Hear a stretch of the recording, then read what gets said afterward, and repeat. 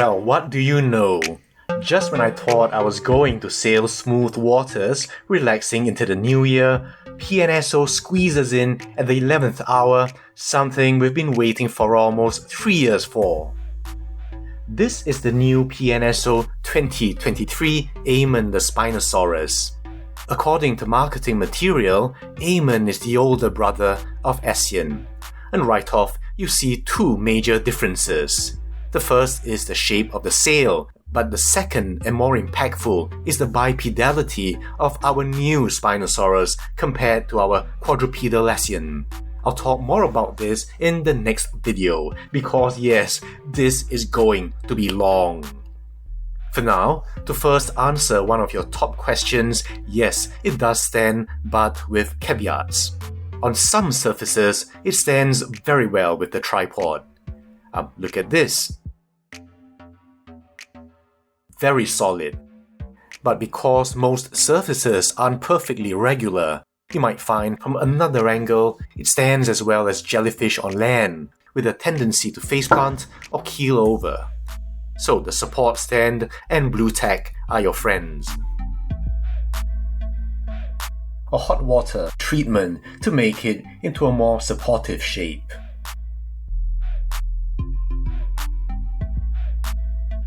But at least it's not like when the release image showed this with the tail dipping below the support surface. The horizontal length, which to me is meaningful only for estimating the space you'll need, is 32.5 cm or 12.8 inches. And taking an estimated length of 14 meters or almost 46 feet, that would make this 1:43 scale. Estimating the through central length, which is a little tricky because of the sail, I get the curved length to be a little over 40 centimeters or 15.8 inches. And again, taking a 14-meter individual, that would make this very close to 1:35. And of course, your measurements will vary, but that should give you a rough idea.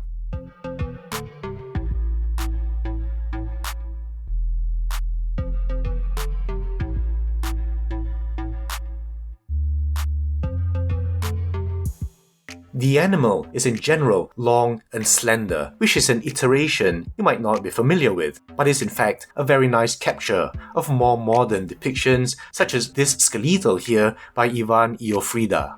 This is really the kind of form I've gotten used to seeing, and I'm glad that PNSO is possibly the first to capture something similar. The overall color scheme is similar to Essien's, which I'm happy about. I'd say in general though that Essien was brighter and more golden. But this paint application is really good and holds its own against Essien's original golden brown. And you'll get a closer look when we look at the details, and we start at the head. And here I'll say first off that the detail on this Spinosaurus is first class as far as I'm concerned.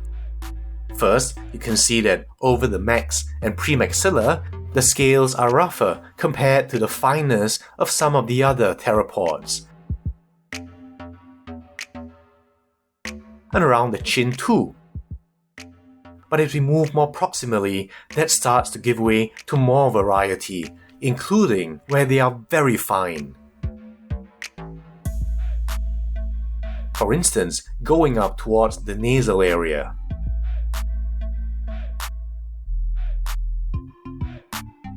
And just look at the variety of different scale types around the eye. Especially with that infusion of colors, it just livens the whole thing up. I really like the inclusion of larger, rougher scales as it harkens to something more crocodilian. And you'll see this motif not just here, but elsewhere, such as the shoulders and arms. PNSO has chosen to give the nostril a more distal position relative to the actual nares. I just love the little touches such as the outward bulge around the nostril. And here in the crest you see that PNSO has given the keratinization their own slant as to the external shape. I'm surprised that more attention wasn't called to this with a splash of color.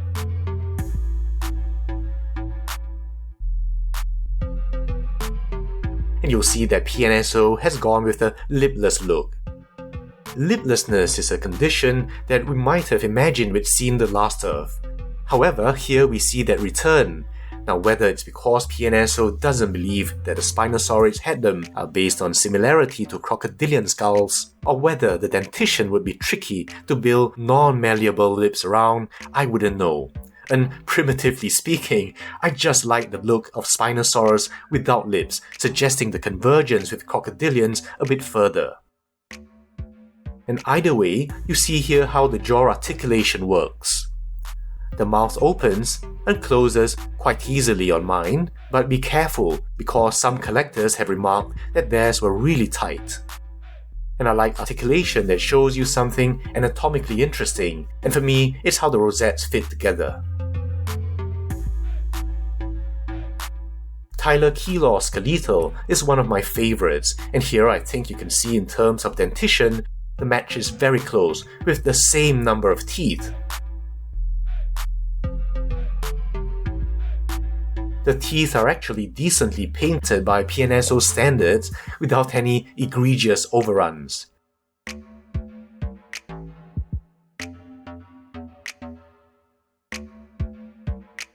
The only nitpick, for those of you who care, is I think there is a tooth that seems to be just where the diastema is.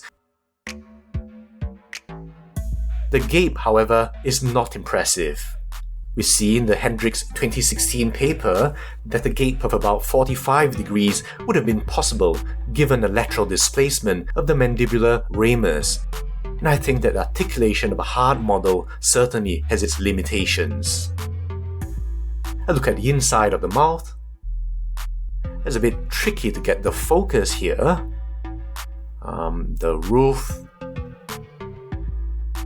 and the floor.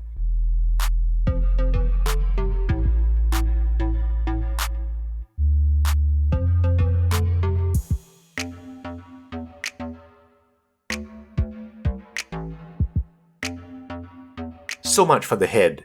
Now let's get to the body. Now tracking down the neck here, just note the exquisite detail in the finer scales.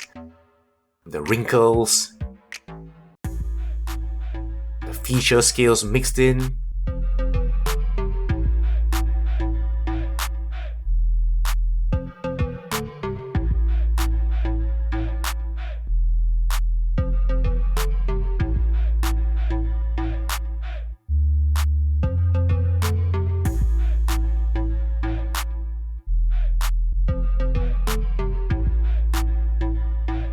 And the musculature is brought out so beautifully.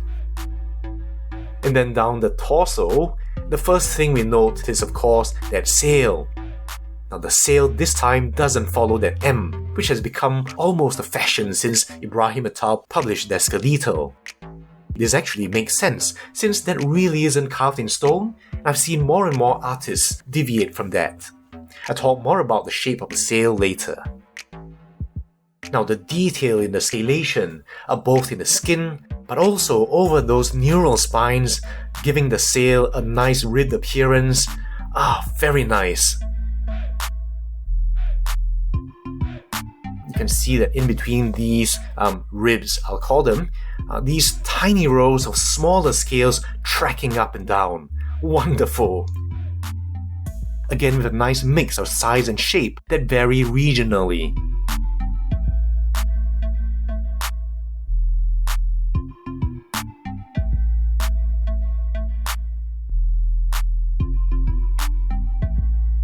Look at the margins of the sail, for instance. So pleasing, just very, very nice.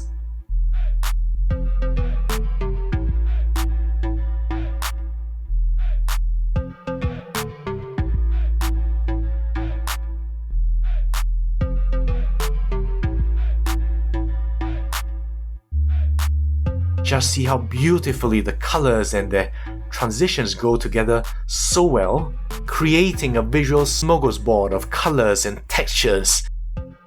Man, I love Haolonggu, but when you look at a PNSO done right like this, it just takes about everybody else to school. very smooth applications and transitions that PNSO do so well. I do, however, wonder about this part here. The fall off here where the transition to tail is seems very abrupt.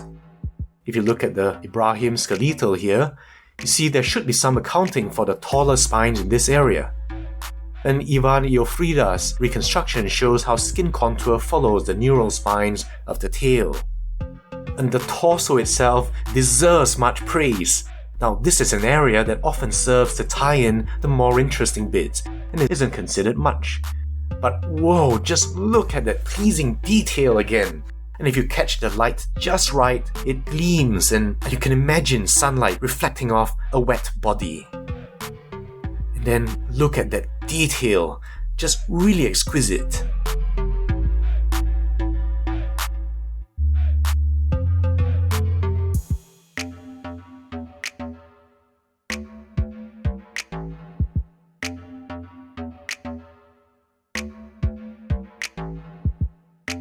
And here's an almond to show you how fine these scales are.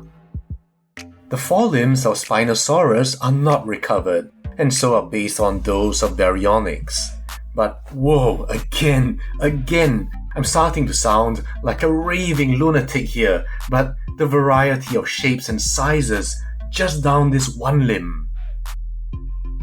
The scalation in the pectoral and the shoulder areas are a lot larger and rougher, certainly by choice and not lack of ability, as evinced by what we've already seen. From this angle, you see the bundles of the muscles of the neck.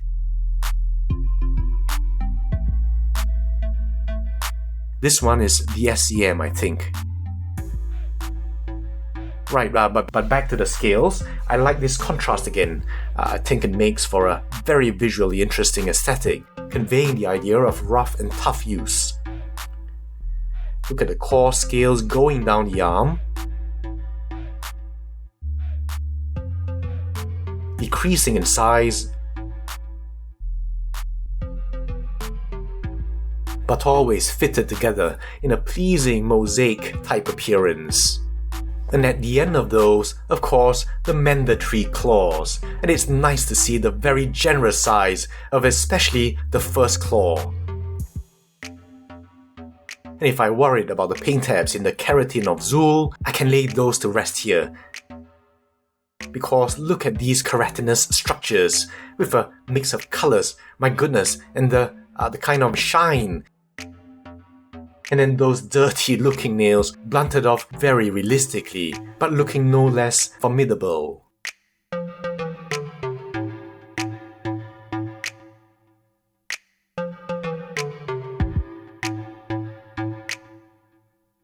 The legs have been of great interest ever since Ibrahim et al. Dropped his idea.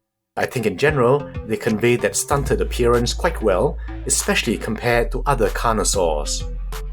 In the thigh, just look at that very deep and dark confusion of color, and how the transitions are handled so masterfully. Just really complements and brings out that again exquisite detail. I think I'm really overusing the words beautiful and exquisite.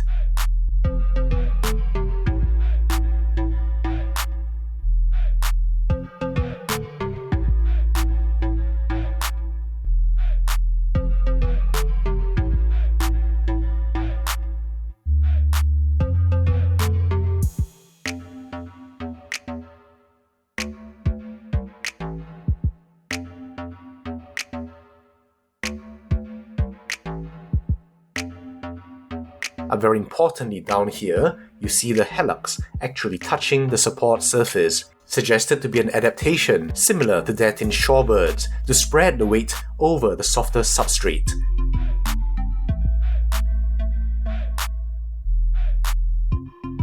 And speaking of which, look here. You can see that we have webbed feet, further elaborating on that idea.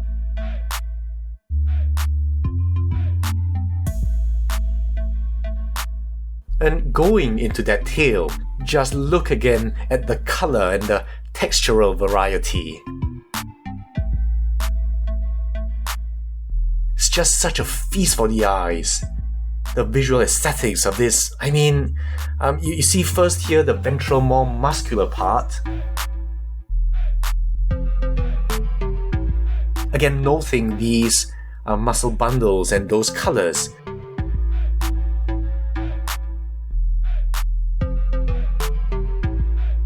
But then here we have the, shall we say, the finny bit. Whoa, just look at that detail, and once again, how it works together with the color.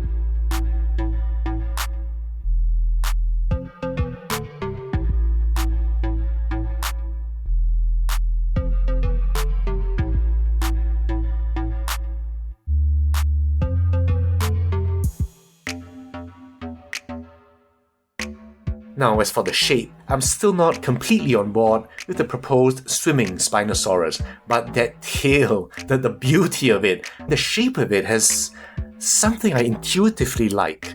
Now, perhaps it's the kind of asymmetrical leaf shape that's very pleasing to me, with the vertebral bodies being the midrib and the processes being the veins. And here in the PNSO, I feel that the tail lacks some of the broadness of the tail I've seen in reconstructions such as this one by Fred the Dinosaur Man at DeviantArt, or this one by Random Dinos at DeviantArt. And including this dip at the base that I've talked about, but I can't deny the beauty of the sculpting here. You see again that ribbed appearance that I really like, and of course that exquisiteness of sculpting in the tail is incontestable. Now just a quick look at the underside.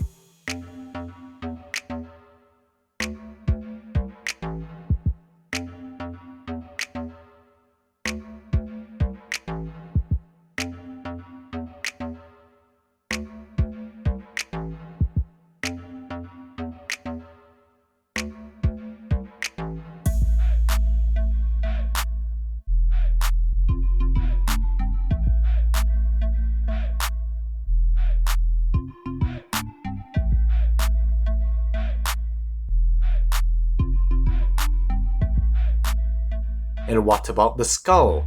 Well, here it is, and oops, lost a bit of credibility right there. It's very close in size to the model, and so that's a very nice touch. You can see the similarities in the shape here. So I'll just give you a quick look at it. Alright, so much for the model itself. Let's talk about two obvious differences from its predecessor: the shape of the sail and the bipedalism.